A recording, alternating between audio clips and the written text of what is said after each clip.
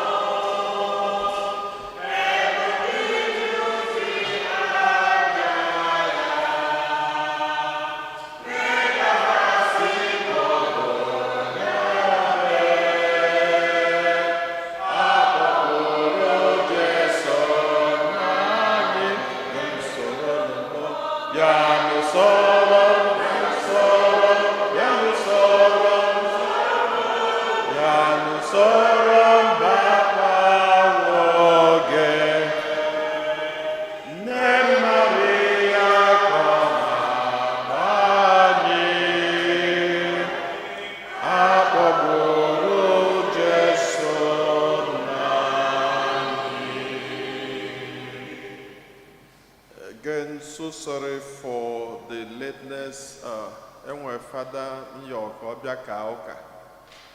So, second Zuni Ketata. I know the small Tina Bolum, say na Father Aforia, was there on a phone, or say the chef. So I had to jump into the car to, luckily, no traffic on the Beltway, because also that's, apart from that, I wouldn't even be here by now. But thank God. And thank you for your patience. So thank you for your patience. Na fana na wana monso.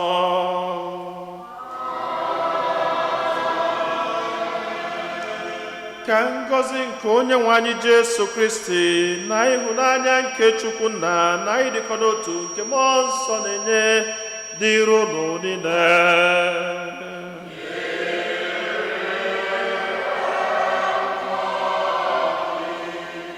Ụmụnne m na Kristi, tata bụ izuụka nke mbụ n'oge anyị ji eme emume afụfụ na ọnwụ nke dị nwe anyị Jesu Kristi.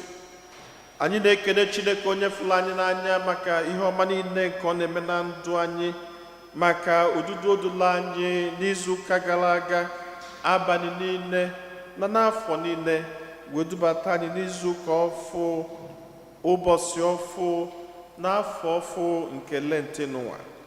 Ka anyị na-ekele Chineke maka ngọzi n'ụwa. Anyị na-ewelukwazi onwe anyị, ezinụlọ anyị, atụmatụ anyị niile dị mma na-erunye n'aka Chineke, na-ayọ ka Lenti n'ụwa metala anyị mmemme, ka ọ bụrụkwazi ụzọ anyị ga-esiwe nwe nnukwu mgbanwe na ndụ anyị, wee fụ Chukwu n'anya karịa ka anyị fụrụ ya ugbu a. Anyị nwere ebumnobi ndị ọzọ nke anyị ji gbakọta ọnụ n'aja masị n'ụwa, ka anyị nata n'isi ala runye Chineke ebumnobi ndị ahụ niile.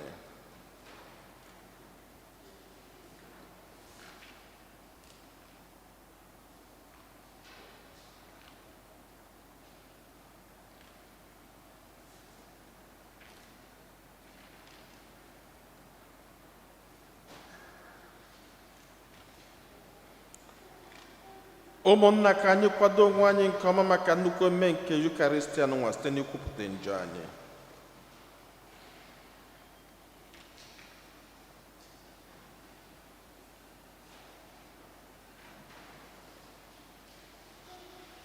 Ekwupụta ngwa Chineke ji ike niile.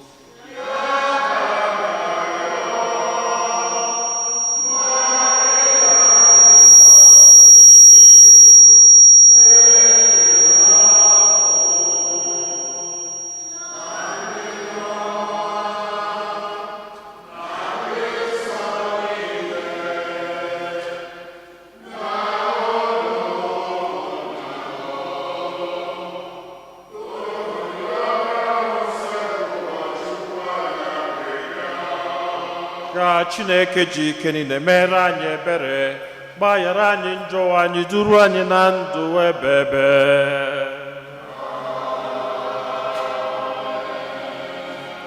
Ka anyị yọọ.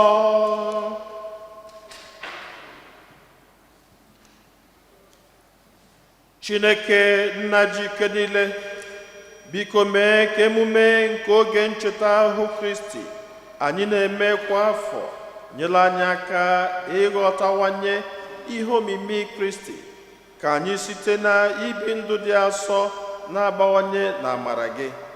Ayọrọ nke a site na dị nwe anyị Jesu Kristi nwa gị, onye gị na ya dị ndụ na-achị n'ịdịkọ n'otu nke Mmụọ Nsọ, otu Chukwu site n'ụwa ta ụwa niile.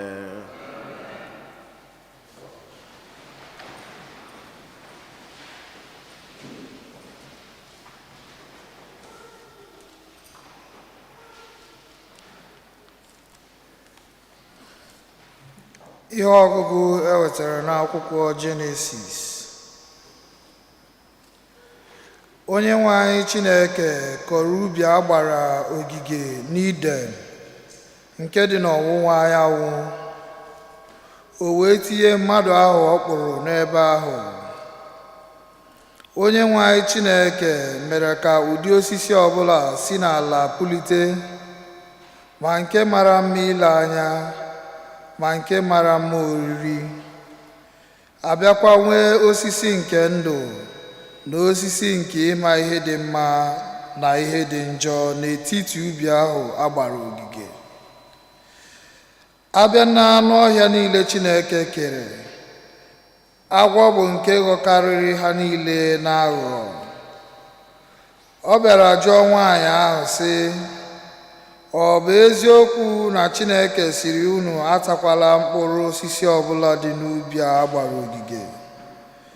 Nwaanyị ahụ zara agwọ sị, anyị nwere ike ịta mkpụrụ nke osisi dị n'ubi a gbara ogige, ma gbasara mkpụrụ osisi dị n'etiti ubi a gbara ogige, Chineke kwuru sị, unu atakwala mkpụrụ sitere na ya, unu emetụkwala ya aka. Unu taa ya ma ọ bụ metụ ya aka, unu ga-anwụ anwụ. Mgbe ahụ ka agwọ jiri gwa nwaanyị ahụ sị, mba, unu agaghị anwụ. Chineke maara nke ọma na ụbọchị ọbụla unu ga-ata ya, ka anya ga-emeghe unu. Unu ewee dịka Chineke, mara ihe dị mma na ihe dị njọ. Nwaanyị ahụ were hụ na osisi ahụ mara mma oriri, makwasa mma ile anya, bụrụkwa ihe na-atụlo akpịrị maka amamihe ahụ o nwere ike inye. O wee ghọrọ otu mkpụrụ ya taa. Ọ bịakwa were ya nyetu di ya, onye so ya nọrọ. O sorokwa taa. Mgbe ahụ ka anya ha abụọ meghere, ha wee ghọta na ha gba ọtọ. N'ihi ya, ha wee dụkọta akwụkwọ fig ọnụ, were ya mere akwa ha na-eje. Okwu nke ose bụ ụwa.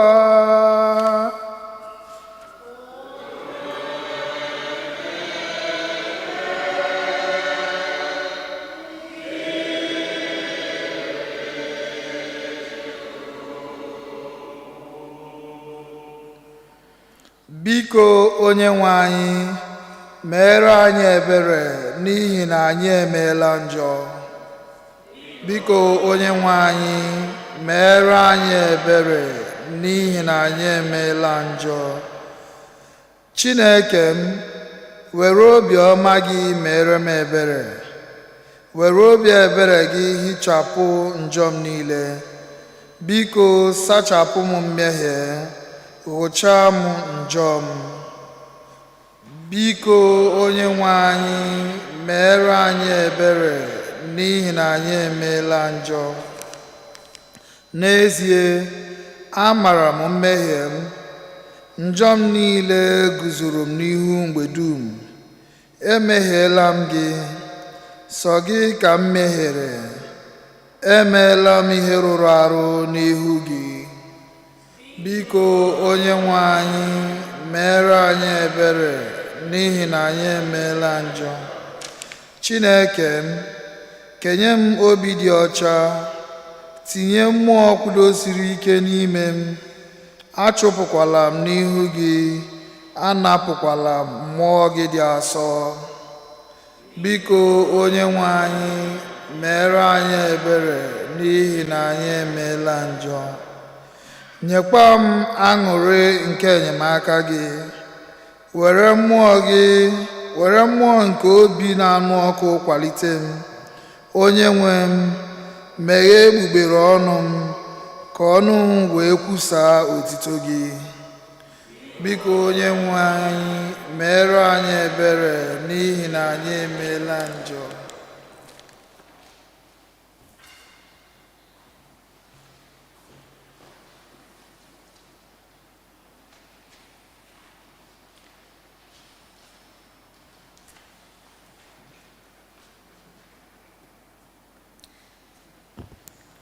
A reading from the letter of St. Paul to the Romans.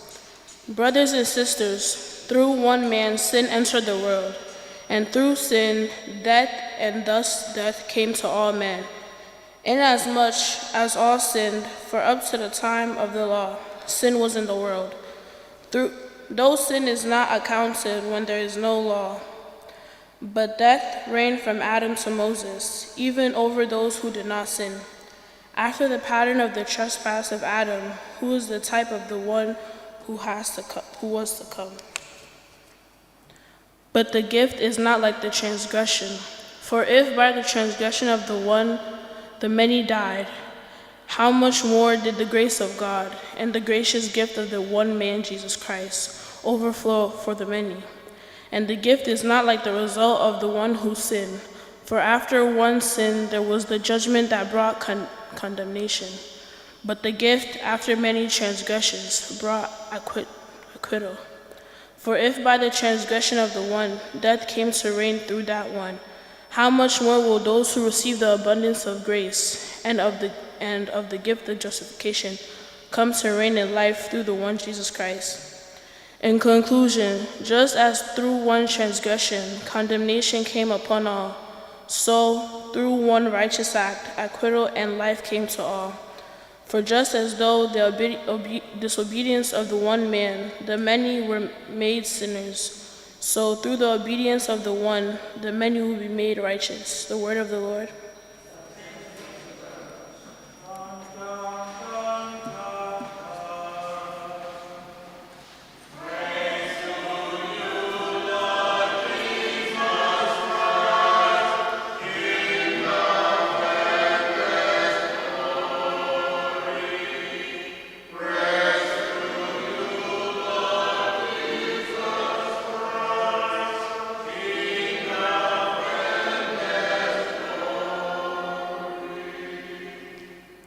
One does not live on bread alone, but on every word that comes forth from the mouth of God.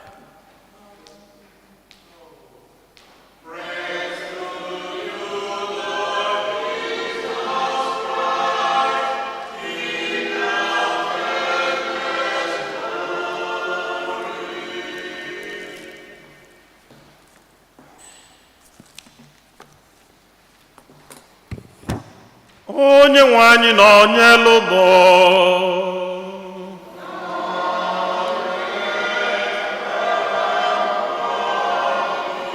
Ihe ọgụgụ nke ya si n'oziọma dị nsọ nke Matiu dere.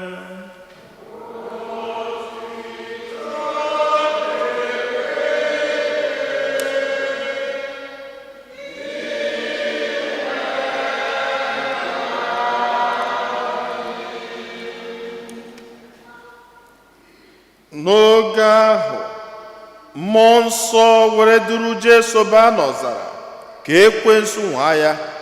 Mgbe o busiri ọnụ 40 ehihie na abalị, oke agụụ gụrụ ya.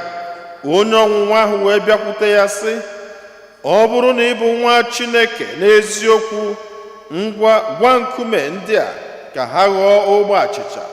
Jesu zara ya sị, edela ya n'akwụkwọ nsọ, ọ bụghị naanị achịcha ka mmadụ ga-eri wee dị ndụ, kama ọ bụ site n'okwu ọbụla si n'ọnụ Chineke pụta.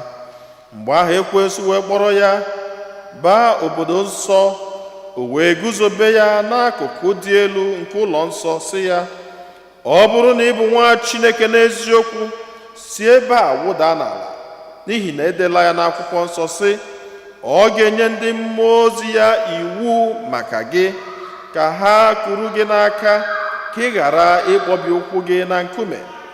Jesu wee zaa ya sị, ọzọkwa edela ya n'akwụkwọ nsọ sị, anwala Chineke onye nwe anyị Chineke gị ọnwụnwa.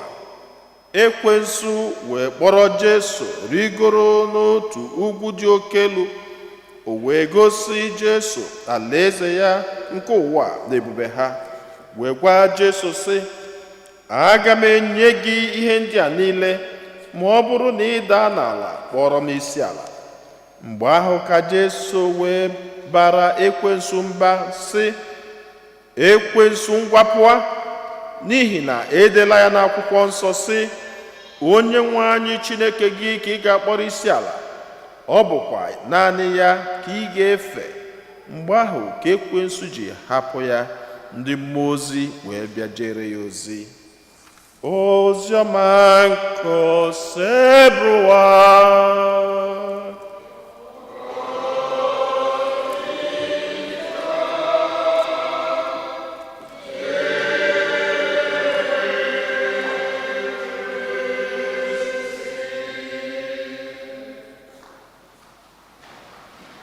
Otito dịrị Jesu,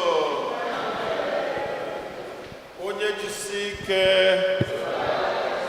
onye gbakọta ghalụ.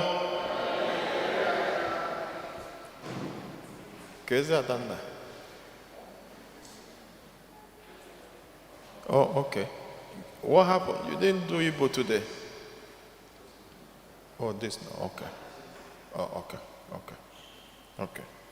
And what happened? You don't want to try Igbo reading? You want to try one day? Okay, maybe. Let me kuzela. Oh, okay. Recruit one thing. Oh, let them try too. Let's have a vast trial. Obasaraka ya nobe, Obasaraka ya nobe, Obasaraka ya nobe, Sonye chorondo ya bata, Jesus nobe.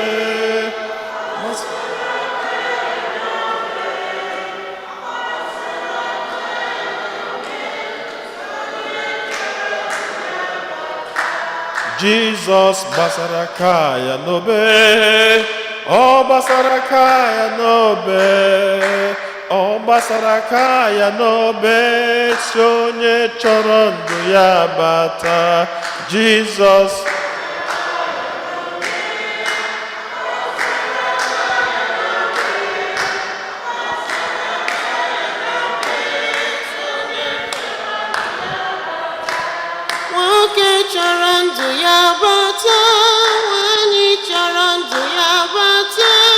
Jesus basarakaya nobe, sonye chorondo ya bata.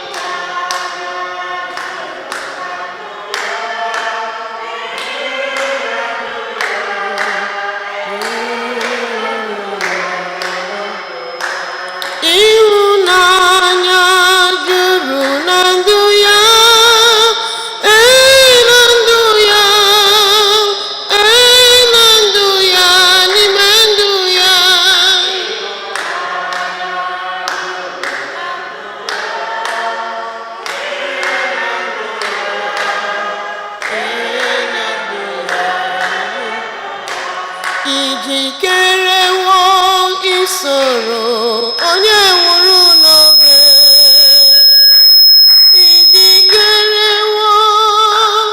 Ijikerewo nwanne m, ijikerewo isoro onye nwụrụ n'obe.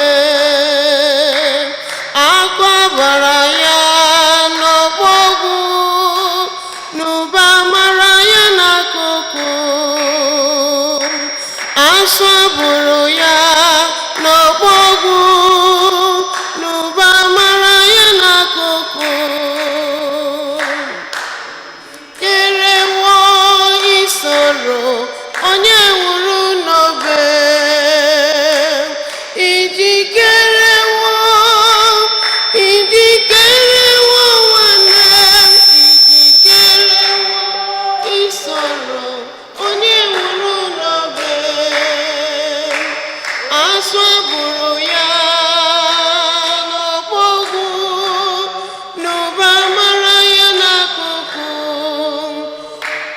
asọpụrụ ya n'ọgbọgwụ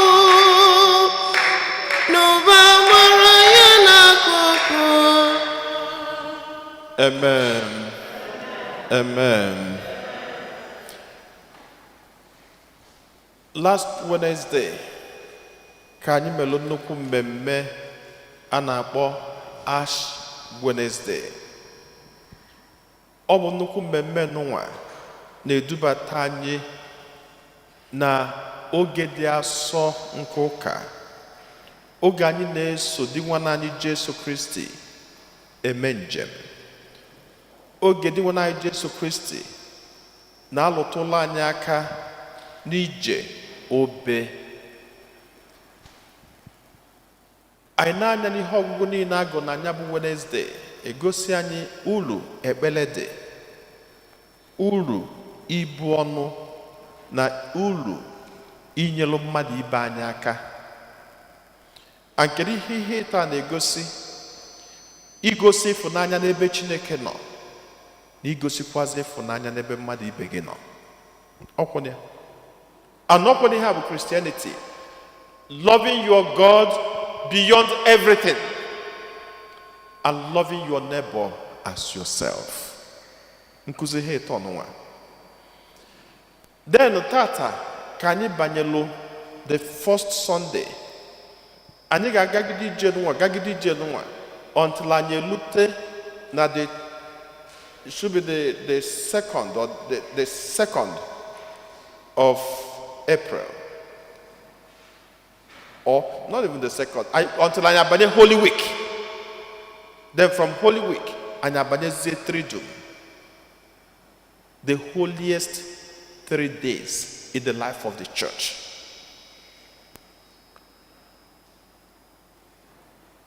Chineke ma ụka makwazi na onye ọbụla nọ n'ụwa anụnwa na-enwe ọnwụnwa, temptation. The first Sunday, ụka gosipụta anyị the power of temptation and also the ability to conquer temptation. Ọnwụnwa na-abịala anyị dịka mmadụ. Oge Lent abụrụda oge iji afụ onye dị wrong, na onye nụnwa bụ your problem, na onye nụnwa bụ nsogbu gị n'ụwa nụnwa. Ụka sị gị rapụ onye ọbụla, face yourself. Oge Lent bụ oge anyị ji arapụ onye ọbụla, because na in life every other person is wrong except gịnị? You. Every other person is not doing it right except you. You are the only person who does it right, but every other person be wrong. Mana na Lent ụka si anyị rapụzie every other person dị wrong, nekwasazia gị nwa dị right anya. Ndị nekwasazia gị nwa dị right anya, in the process of ịnọ onwe gị anya ka ị ga-afụ na gị nwa na onwe gị na-akụrụ onwe gị aka na-efe adịrọ. Onye ka o jụọ ndị be anyị na-ekwubie mgbe niile asị na mgbe ị na-alụ mmadụ ofu aka na aka ịnọ na-alụ gị, whenever you are pointing one finger at a person, 4 of them are pointing at you. Ewelu tata kụziela anyị temptation,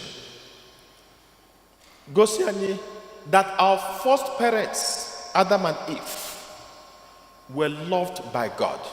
Chineke fụrụ ha n'anya, o wee gosi na nobody is above temptation. Everybody.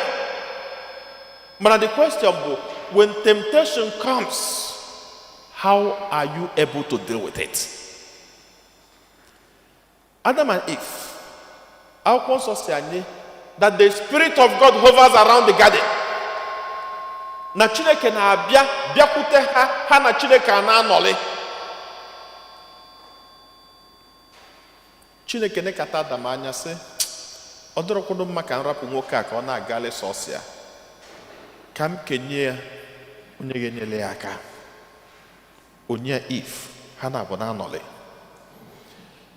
Mana ha na-anọzi ha ahụ. Whenever there is happiness, wherever there is joy, what happens? Ọnwụ abịa. Because the devil doesn't want us to be happy. In fact, the day ụwa gị makachara gị na mma, mgbe ka ekwensu ga-abịa come knocking with something that will destroy you, destroy your life, destroy even your thoughts.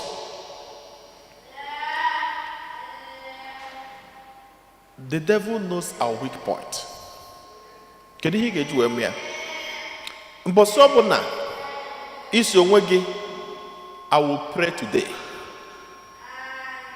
Ichetara chaplet, gịnị ga-eme? Ụlọ abịa. Mbọsị si n'ime ekpe ekpele, anya gị agha ekegide even na-ayọ Chineke ụla.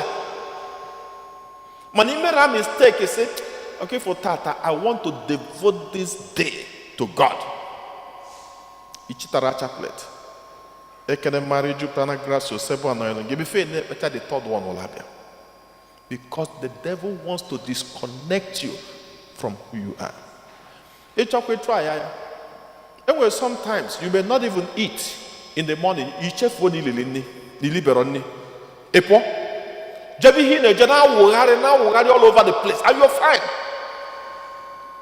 On the mekum. Engu bosmeti tra me liberoni here. It was around 1 or 2. Na me liberoni to sorry. It was around 1 or 2. Ka from bebezle ima we boy abolu okoba band. Ina juze kedu nde na-eti ekwe n'ihe a. Baka your brain ga-abịa say, oh, ka me liberoni ndị ụtụtụ. Mana mme mistake sekita akwe for tata. Na gbe bu ọnụ nche n'isi m n'abalị. Pụta ụtụ sị, I am going to fast. 7 o'clock. Nke ụtụtụ. Agụ niile nọ n'ụwa abịa. And ozugbo ozugbo ị na-emepe friji gị. Even n'ime like ili ha dị na-agụba gị. Even food that you will not even want for your breakfast, you will be longing for all of them. Every food that is very tasty in your tongue, he will violate the will of God for you. That's temptation. Anọnya mere mgbe nke Adam and Eve. Ekwensu bịa buru ụzọ n'anya sị, kedu ebe ọ ga-esi wee nwa ndị ọnwụnwa kịta ya enweta ha na-abụọ?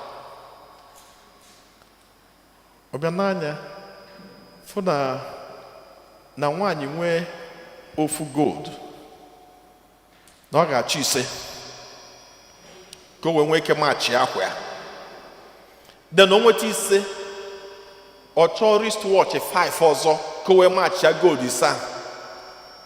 O nweta wristwatch ise, ọ chọọ akwa 10 ka o nwee ike na blend ha niile. O nweta akwa 10, ọ chọọ shoe 20 ka ọ ga-abụ mix ye up ka ha niile wee na work. You going to see, yes, I have seen na ndị a dị ka akpịrị ha o buru ibu. Gambia. Ọ sị, why? Rapụ ihe ha Chineke na-ekwu. Ịta mkpụrụ osisi atata, ị bụrụ mmadụ. You will be out of nobody's control. You will know the power of good and evil. A culture, even you will stop taking order from God because you will be wiser than God. Why not say, hey, God dị egwu. Ịmakwa ụmụ onyinye a niile, ụmụ m na ụmụ m akalicha. Na Chineke adịkwa ka ọ dị alụlụ ana. Onye ga-eji wee sị ya atakwudu na nke a. Ka m taa ya. Na nta ya, I will be greater than God. Ọnwụrụ mkpụrụ isi megene nwam. Akwụkwọ nsọ sị, nwoke jeluzie bata, na anyị alụọ ya alụọ tata ji egwu. Nwunye ya sị, ngwana n'ihe na-alụ gheri n'elu ngwana arụ ọ dịghị. N'elu ihe ọma Chineke, na ihe ọma edobela anyị ebe a, Chineke sị anyị eri ya. Na mkpụrụ osisi ata, ịtara mkpụrụ osisi akpam, you be rich. Mụ na ụmụ m atadobe afọ anyị na anyị na-ata. Ihe niile na-emebe anyị akwụsị. Samba na-ezuzunu n'elu ụmụ ọgbọ gị niile. Onye ọbụla akarịcha anaghị.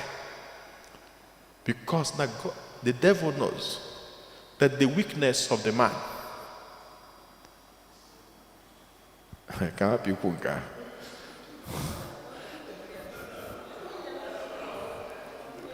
Mana akwụkwọ nsọ kwuru ya.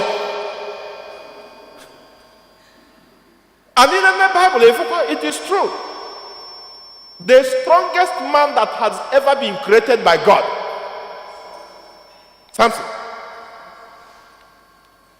Ozugbo love enibie. Mana dị nkụzi dị na ya bụrụ ma nwoke ma nwaanyị, dị nkụzi dị na ya bụ na ekwensu na-esi n'ihe like were eme gịnị ejide gị. That's the teaching. The teaching abụrụzi who or that and all that. That the teaching is that we must be very careful. That's why the Bible said you must stand up to the devil strong in faith. You must stand up to the devil. Maka no ihe ahụ ịfụrụ n'anya ebe ahụ ị ga-atọ ka ekwensu ga-esi welu jide gị. And that's why most times if ndị mmadụ say, if I had known. Ebe aka ị na-enweta ndị Igbo ji wee sị na ngaramala na-eme gịnị na-ekpe azụ.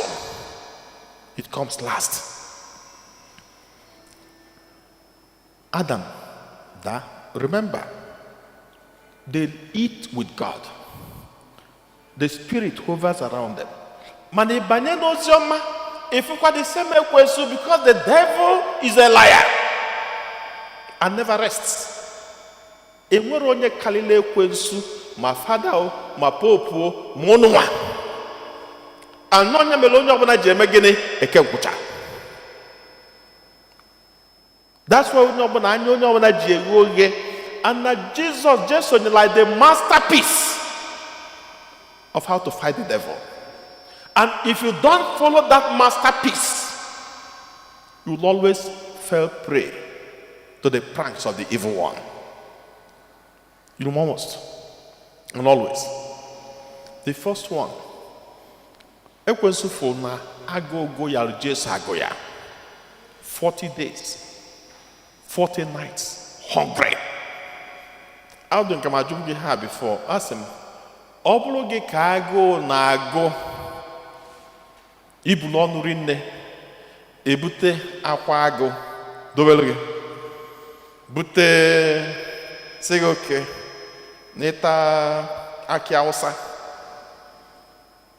maọbụ nke a nke gị ewe. Of course nni maka na anya niile na-atọ n'ozi red. And ekwensu bịa because why did Jesus fast? Jesus fasted because he was prepping for his mission. It was after this mission, God will then way the Gospel of Matthew, where the Sermon on the Mount, the first preaching Jesus. It was after this fasting. No, je bucha ọnụ ahụ mgbe bucha John the Baptist. Akwụkwọ nsọ na ọ banye n'ọzara wee je buo ọnụ n'ụwa ka o wee nwee ike kwado onwe maka na ọ bụrụ na be mgbe mmadụ chọrọ ime ihe kara aka enwere etu ọ ga-abịa ihe dị ime gịnị ị na-akpọ je sie onwe gị esie. So Jesu je sie onwe ya esie ya wee bute ọgụ ozugbo na-esicha onwe ya ekwensu si ka mgbasa ya. That's how it is. O buru ụzọ nye ya agụụ sị ngwa bịa rie turn what bread a ka iri chụrụ afọ rapụ Chukwu. Ọ sị man does not live by bread alone. Great response. Great response. Especially when temptation. Can we get that now? Even kids. Sometimes you asked something from your parents and they didn't give it to you. And then somebody in your school or your neighborhood or somebody who has been lying to you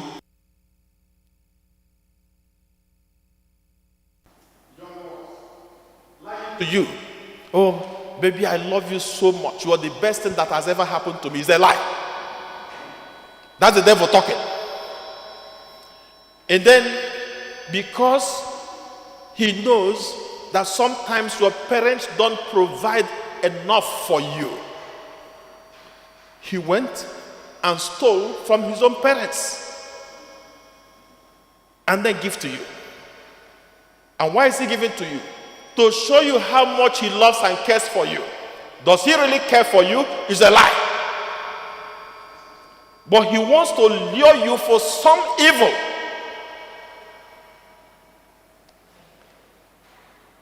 That's why Jesus said, man does not live by bread alone.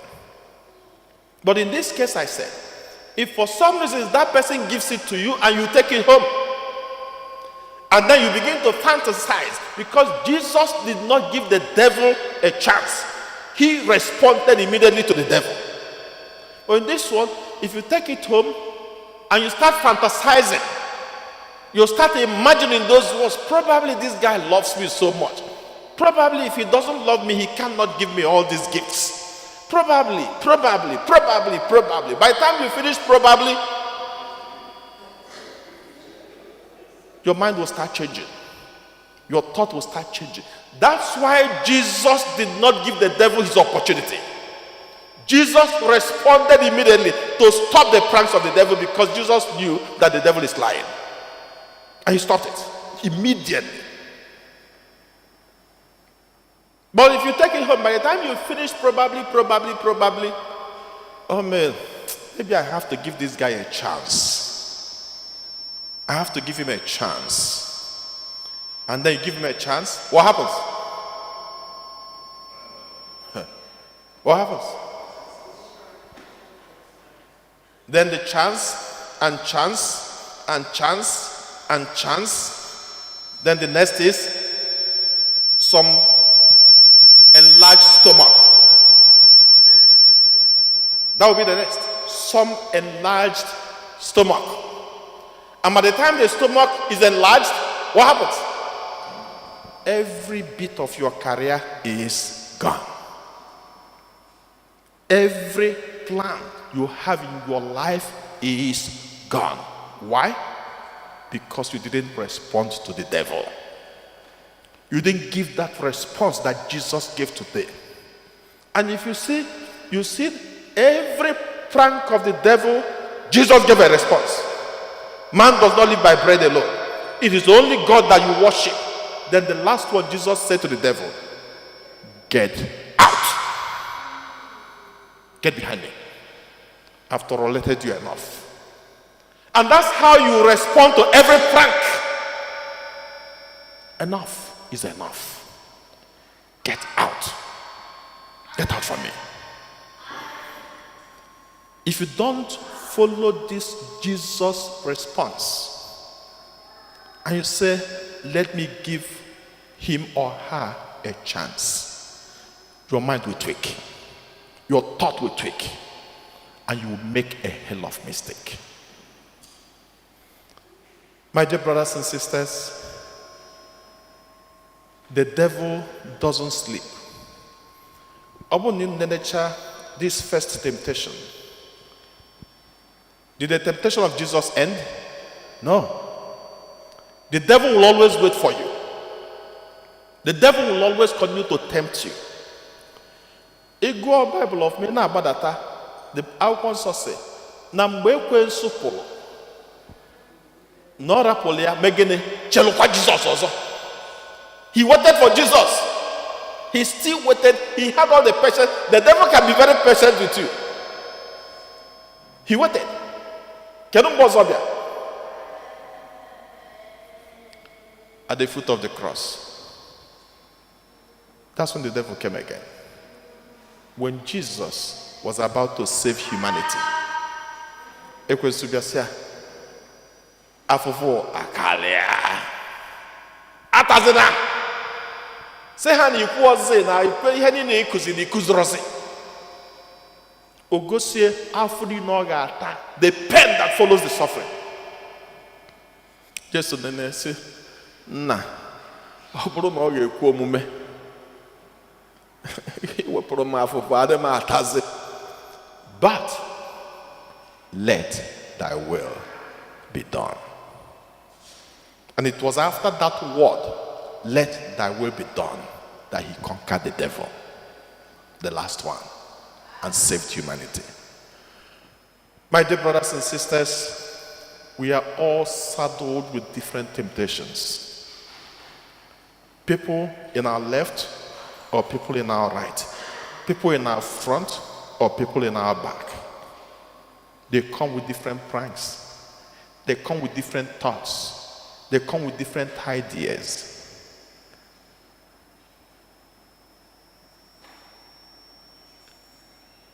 Look at God first in every decision. Look at God first in every word. Look at God first in every action.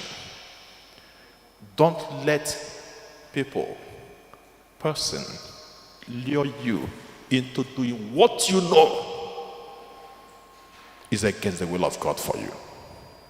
Nobody. Look at him in every step. Look at him in every thought. Look at him in every action. Ka Chineke gọzie anyị na-esite na Kristo Onyenwe anyị.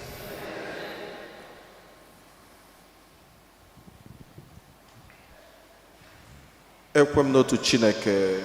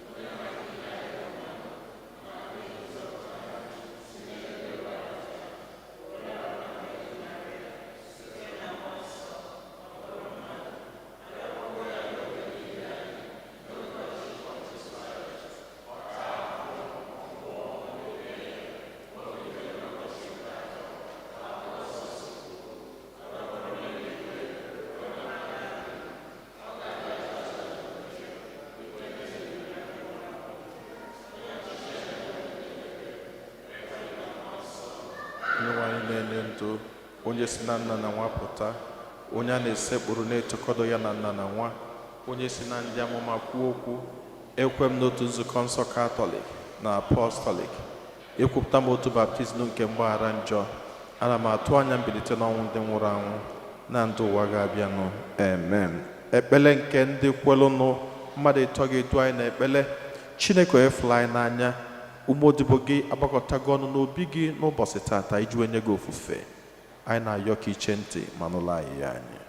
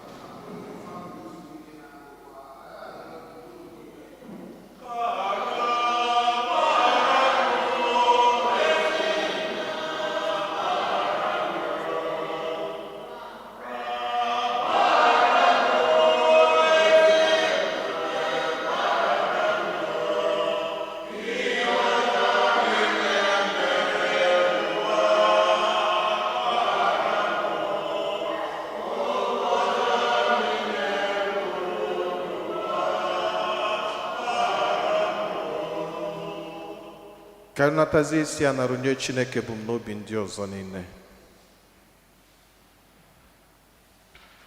Chineke onye fụrụ anyị n'anya, anyị nwegasịrị ọtụtụ ọnwụnwa nke na-achị ịchụte anyị aka n'ebe ị nọ, nke na-achị ịchụtekwazị anyị aka n'ebe mmekọ anyị na mmadụ ibe anyị nọ.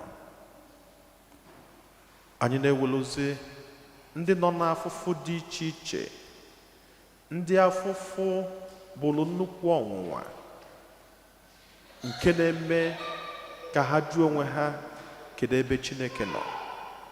Afụfụ nke ekwensu bụrụ ha nke na-eme ha ji ajụ ma Chineke ọ nọ. Ọ bụrụ ha nnukwu ọnwụnwa. Ndị na-aga n'ụzọ dị iche iche, ndị na-agụ akwụkwọ, ndị na-enene n'akwụkwọ mana ha adịghị apasị apasị. Ọ bụrụ ha nnukwu ọnwụnwa iji wee jụọ ajụjụ sị Chineke ịnọzikwa ya. Na ndị bụ ibu dị iche iche, ibu na-anya igbu nke ekwensu bụrụ ha iji wee kpasasị ha anya. Ndị ọgbaghara dị n'ezinụlọ ha nke ekwensu tinyere ka ekwensu nwee ike ghasasịa ịfụnanya na udo dị n'ezinụlọ ha.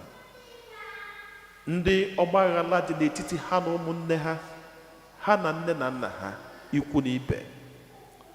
Eze nke ebube, anyị mana anyị nwere ọtụtụ ọnwụnwa dị iche iche nke ekwensu na-ebogide anyị ka ọgbaghara wee dị na ndụ anyị, ka anyị wee nwee ike ịzọfie ụkwụ. Mana anyị mana gị bụ Chineke ga-ejigidesi anyị ike. Ekwena ka ọnwụnwa ọbụla ghasa ndụ anyị. Anyị na-ayọkwazi lenti n'ụwa nke anyị bidoro n'izu ụka n'ụwa, ka Chineke nọnyere anyị, ka anyị mee lenti anyị a n'udo na-enwero nsogbu ọbụla, nwekwana ike lite elele na ngọzi niile nke ga-eso lenti n'ụwa site na Kristi onye nwe anyị.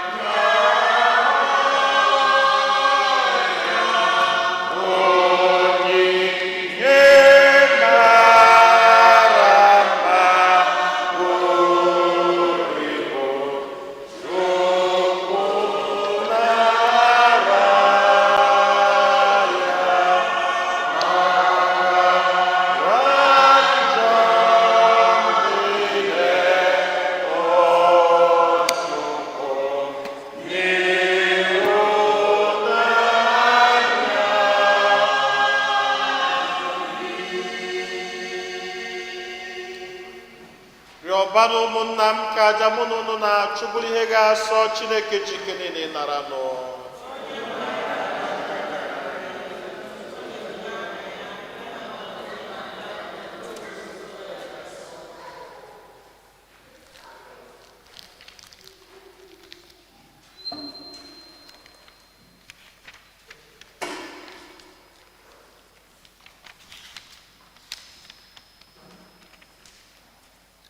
Chineke ji ike niile, anyị na-arịọ gị ka ime ka anyị kwesị ịhụnyere gị onyinye ndị a anyị ji eme emume nke mbido oge a dị asọ nke ncheta ahụ Kristi. Anyị yọrọ nke a site na Kristi onye nwe anyị. Onye nwe anyị na onye lụnụ.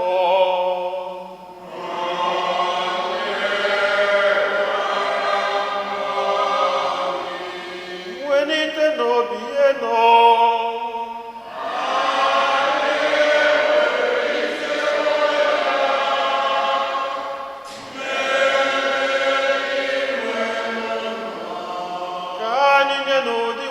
Chukwu anyị ekene.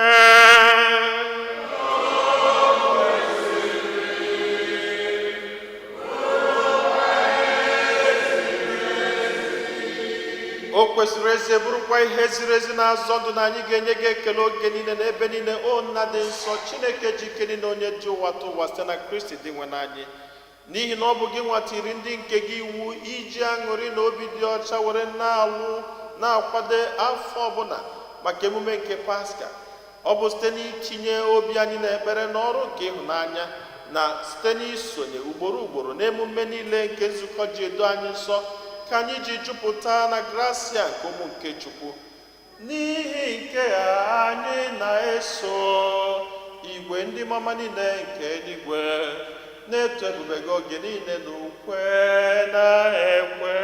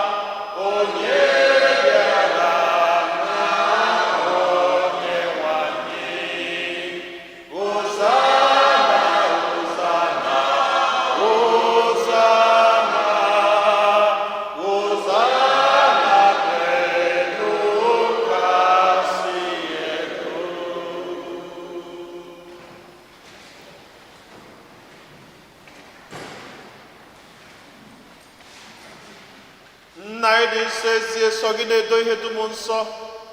Anyị na-arịọ ka ido onyinye ndị a nsọ site ịrụkwasị mmụọ gị ka ha wee ghọrọ anyị arụ n'ọbara nke onye nwe anyị Jesu Kristi, onye bịara tupu edunye ya n'ọnwụ nke o jiri aka ya wee nara o were achịcha nye gị ekele na otito nyawa ya, nye ya ụmụazụ ya sị, naranụ nke a, rienụ ya ụnụ niile, nke a bụ arụ m nke a ga-eduru nye maka ụwa.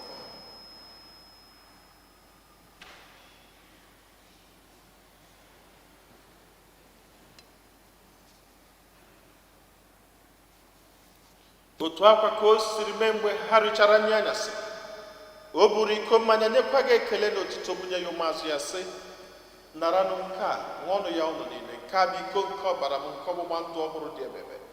A ga-agba ya n'ihi nna n'ihi mmadụ niile ka e were gbaghara njọ, na-emenụ nke a na ncheta nke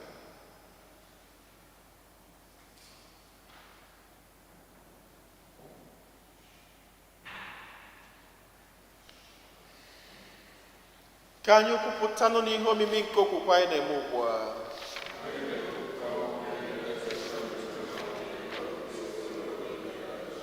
Nna, na ncheta nke ọnwụ na mbilite n'ọnwụ nke nwa gị, anyị ebunye gị achịcha nke ndụ n'iko nke nzọpụta. Anyị na-ekele gị n'ihi na ikwere ka anyị dị mma ikwuru n'ihu gị na-efe gị. Anyị ji ume a na-arịọ ka anyị bụ ndị na-anata arụ n'ọbara nke Kristi bụrụ otu site na njikọ nke mmụọ nsọ. nna cheta nzukọ gị gazuru ụwa niile mmenụ ka ịhụnanya gị jupụta ya. Gọzie pope anyị bụ Leo na bishọp anyị bụ Robert na ndị ofe ọlta gị niile. Chetakwa ụmụnna anyị ndị ji okwe gaa n'ezumike nke ọnwụ, kpọta ha na ndị ọzọ niile nwụrụ anwụ n'ihe nke ebube gị. Biko meela anyị niile ebere, ka anyị soro Virgin Maria dị ngọzi nne nke Chukwu na ndị apọstụl na ndị nsọ gị niile imere uche gị na wee keta ndụ ebebe, ka anyị sorokwanụ ha na-eto gị na-edo gị ebube site na Jesu Kristi nwa gị.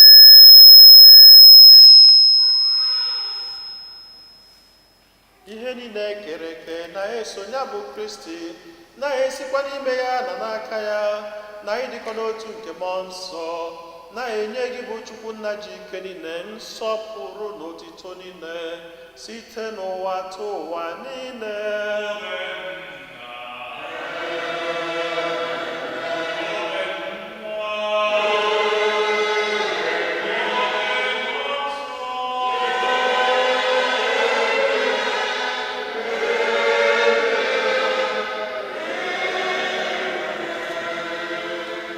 Nna anyị nọ n'eluigwe,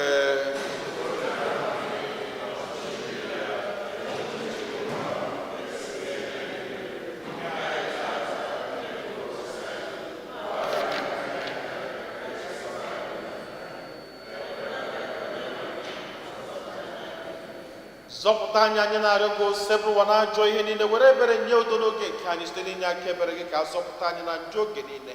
Anyị were gbanahụ nsogbu niile, were nchekwube dị nsọ na-atụ anyị maka mbịaghachi nke onye nzọpụta anyị Jesu Kristi. Onye nwe anyị Jesu Kristi, onye gwara ndị apọstụl gị, udo ka m na-arapụrụ n'udo nke m ka m na-enye ụnụ, elekwana anya na njọ anyị, kama lekwasị anya n'okwukwe nke nzukọ gị. Nye ya udo na-erikọ n'otu mgbe niile ka uche gị siri chọọ, gị bụ onye dị ndụ na-achị ebe ebe. Udo nke ose bụ ụwa dịrị unu mgbe niile.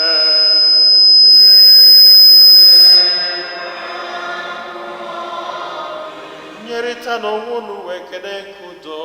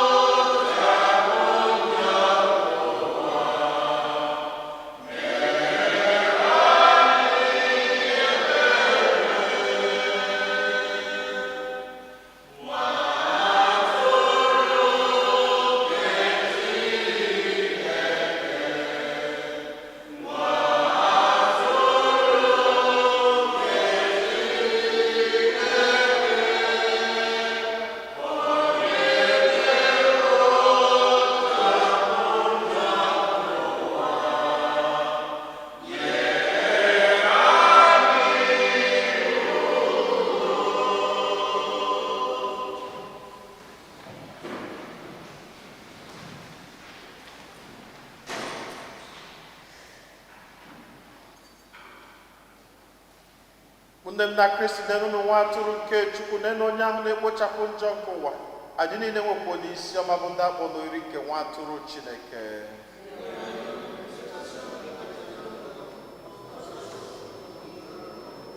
Ka n'ọbara Kristi chekwaba anyị niile were na ndụ ebebe.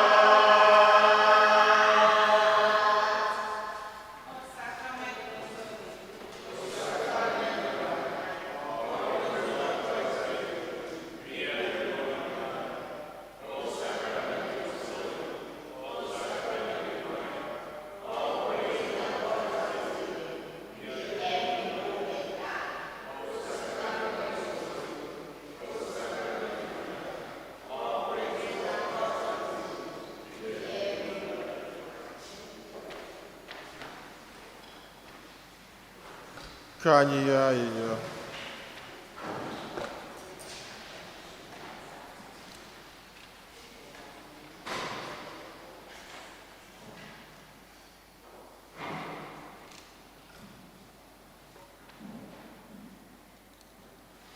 Onyenwe anyị, i jirila achịcha nke eluigwe gbaa anyị ume, biko nye anyị okwukwe dị ndụ, nchekwube eji aga n'ihu n'ịhụnanya siri ike, ka anyị wee mụta inwe agụụ maka onye ahụ bụ ezigbo achịcha dị ndụ, anyị were bisie ike n'okwu niile si n'ọnụ gị pụta. Anyị yọrọ nke a site na Kristi Onyenwe anyị.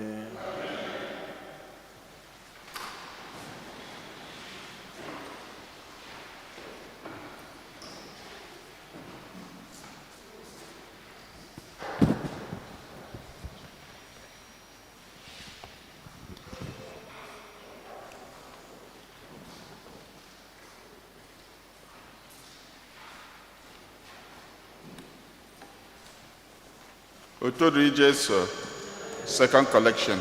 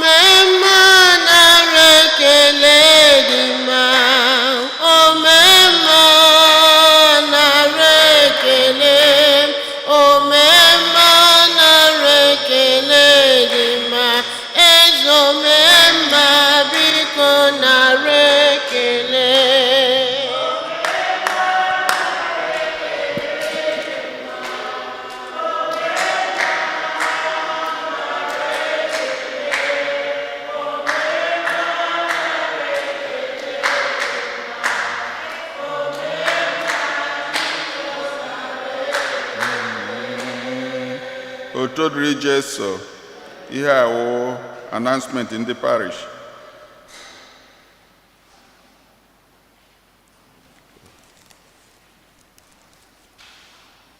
The African community of St. Fortunata invites you to a spiritual pilgrimage to the National Shrine of Divine Mercy in Stockbridge, Massachusetts, on Sunday, April 12th. Cost: adults $55 a person, children $35. Flyers are available at the entrance of the church. Lenten almsgiving brings blessings. Please pick up a Lenten folder at the entrance of the church for your Lenten monetary sacrifice. They should be returned at the end of Lent. Mass and Stations of the Cross every Friday during the Lenten seasons after the 8 a.m. and 7 p.m. Masses bilingual. We invite everyone to attend our Lenten retreat on Saturday, March 14th from 1:30 p.m. to 4 p.m. The retreat will be led by Father Donald Ozo. All are welcome. Flyers are available at the entrance of the church. Please note, an important meeting for the parents, guardians of the children preparing for First Communion will be held tomorrow, Monday, February 23, at 7 p.m. in the church basement. Please be sure to attend. Thank you. Otodu Jesu,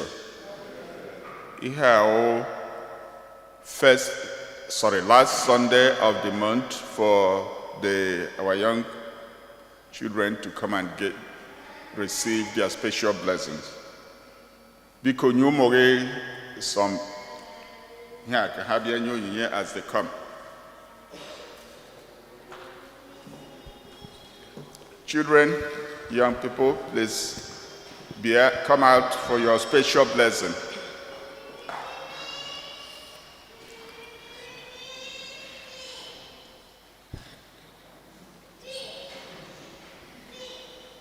Come and see what the Lord has done for me. Come and see what the Lord has done for you. Come and see what the Lord has done for me. It must be the man I will reveal to you. See what the Lord has done for me. Come and see what the Lord has done for us. Come and see what the Lord has done for me. It must be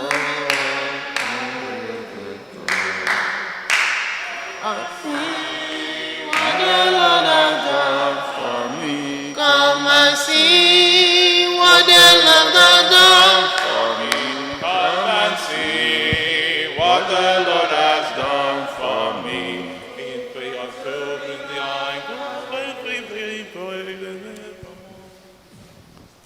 Lord God, we thank you for your beautiful children you have given to us. We thank you for all the blessings you've always granted them. We thank you that you have given them to us, and we appreciate every bit of their life, every bit of their commitment. We ask that you continue to bless each and every one of them. They all have different aspirations, different plans in their lives, but we know that it is only you who can direct them to achieve all those aspirations. And so we dedicate them unto your hands. We ask that you guide them in every step, and you direct their mind in every way that will help them, and you bless them with good health, good understanding, and good dedication to you, to their family, and to all of us. And so we bless them today, we bless them tomorrow, and we bless them always. In the name of the Father, and of the Son, and of the Holy Spirit. Amen. Mama ekene Chineke, omuwi enye ekele izuru geme. Mama ekene Chineke, omuwi enye ekele izuru geme. Ka anyị were ohere a were kene ndị kọmuniti anyị niile maka the beautiful celebration of the flight of the Holy Family last Sunday. It was a success. I'm sure that Tonya Ola may agree with me that despite the fact that I actually be late to prepare for it, it came out so well and so nice. Ka anyị kelee n'Chukwu maka ya sị otuto dịrị onye nwe anyị n'aha Jizọs. Biko enyekwa anyị ikikere ka anyị continue na-aga na our community na enye Chukwu otuto as we go. Anyị ejisikwa ike na-akpọta ndị ọzọ ụmụnne anyị so that asị onye lawa azụ ewetakwara ejikwa onye onye ọbụla jisi ka onye lawara azụ ụmụnne ya nyere ya aka. So anyị ga na-continue to support our brothers, you know, mama akwa the fact that even though na enwere forecast for bad weather, anyị ejisi ike bịa ụka because taa mmadụ pere mpe n'anya so much, but I'm sure that God is with everybody in Jesus' name. Because our plan is on the 8th of March, which is the second Sunday, I give our general meeting. Now that meeting, I give to tell everybody who trying she mee emume ikpeazụ anyị mee ma na ọkwa ebe aha plan ya for the rest of the season. Unu mana anyị nọ na Lent, and very soon Easter ga-abịa, and very soon before you know it ya rụzie emume ndị nne na ndị nna. So that meeting ga-adị important. Onye ọbụla prepare for it. Ọ ga on the 8th of March. That's second Sunday of March. Biko, ka anyị ghara ichezo that our brother hapụrụ na ewu Ndụbụisi Ibe. The community we haven't fulfilled our obligations. We try to migrate. So this week, this week, I haven't seen the financial secretary, our PRO here, but I got form of that committee of friends this week. Please, when you all are the thing. In fact, everybody who our member, their name gone there. Please. GCK donate. You suspend their sins. Can we capture the flight of the Holy Spirit? I mean, the Holy Family into Egypt. So that one is over. So can you take care up right now from this week? So I reach out to the PRO to create the platform. So please let everybody respond. I want a named obligation, a minimum to which we have to meet up. Please, Inwetie, respond despite everything that is going on.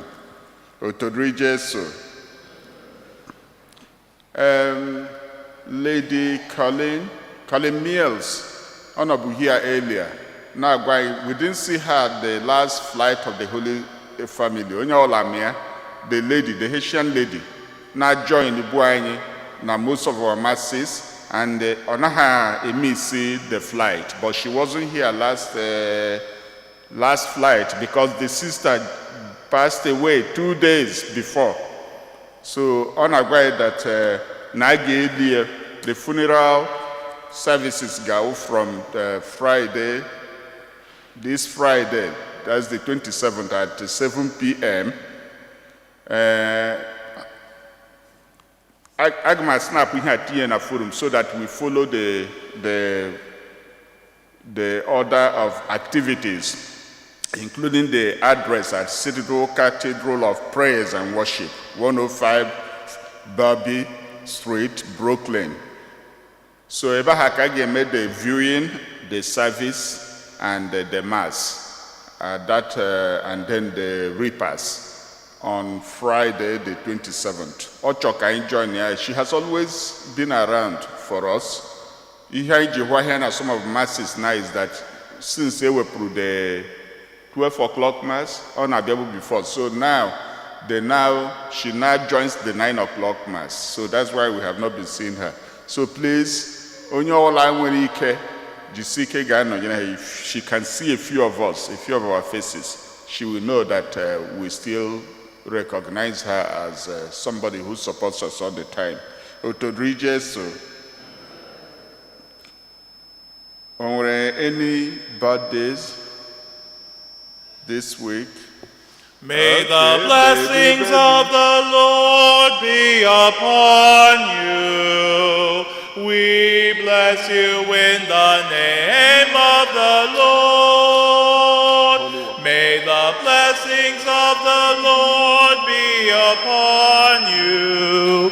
We bless you in the name of the Lord. Happy birthday! Happy birthday to you. Happy birthday to you. Happy birthday, dear members. Happy birthday to you. Okay, so our kids are growing. I didn't know this little one is up to 6 now.